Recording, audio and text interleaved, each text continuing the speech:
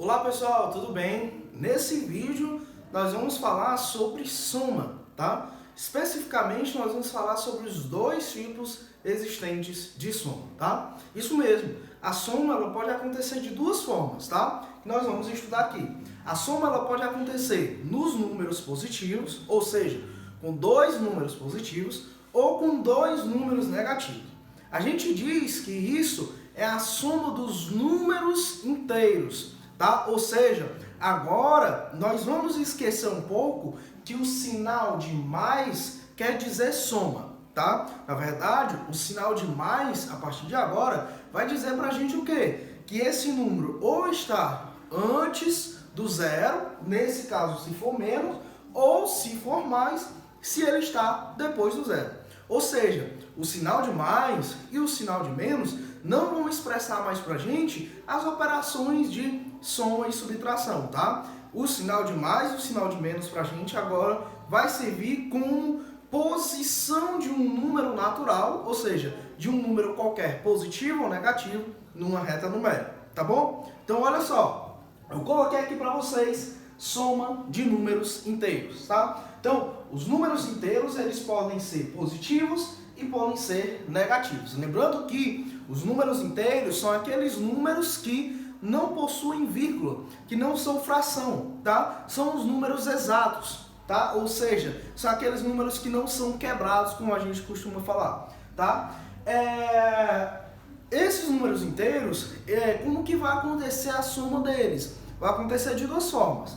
Ou quando os dois números são positivos, ou seja, eu tenho dois números inteiros positivos, ou quando os dois números são negativos, ou seja, quando os dois números que eu estou trabalhando são números com sinal de menos, ok? Então vamos aqui observar. A regra geral para a soma de números inteiros positivos e negativos é o quê? É você fazer a soma tradicional. O que isso quer dizer fazer a soma tradicional?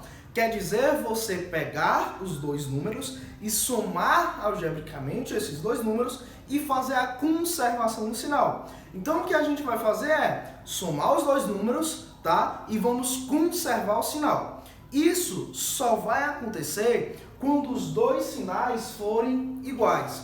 Se os sinais forem diferentes, a operação vai ser outra. A operação vai ser de subtração. Então, a soma de números inteiros, ela sempre vai acontecer exclusivamente quando os dois números ou mais números que eu estiver trabalhando forem números positivos ou se os dois números forem negativos. Anota isso, tá? Então, olha só. Eu tenho o número 2 e o número 4.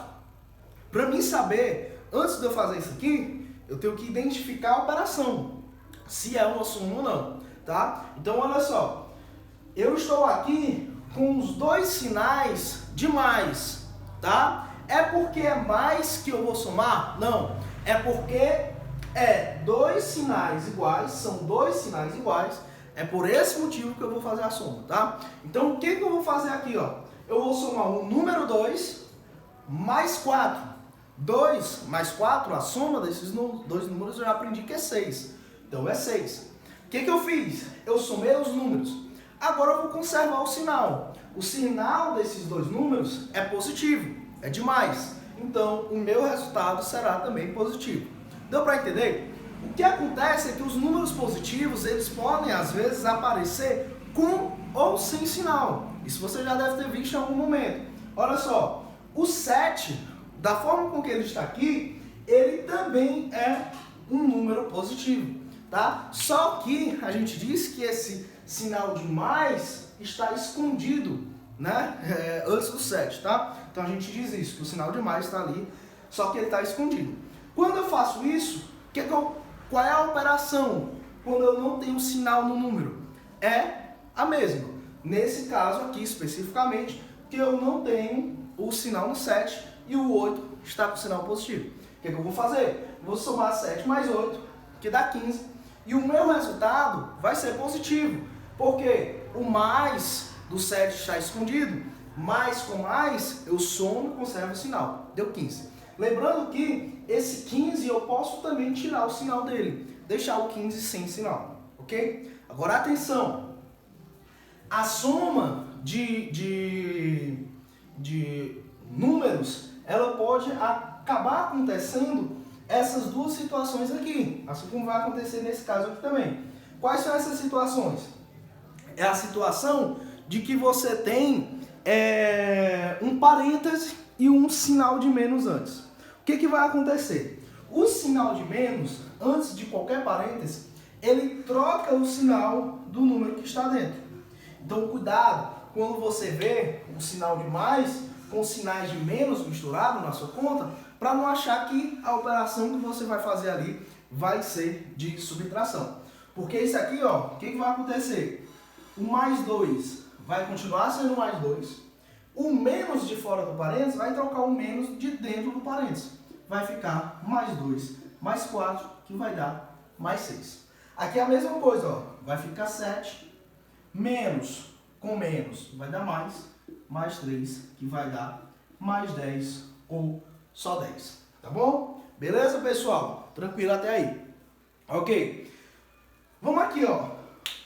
Os números com sinais negativos vai acontecer basicamente a mesma coisa, tá? Então a gente vai ter aqui os dois números sendo somados e a conservação do sinal. 2 mais 4 é 6.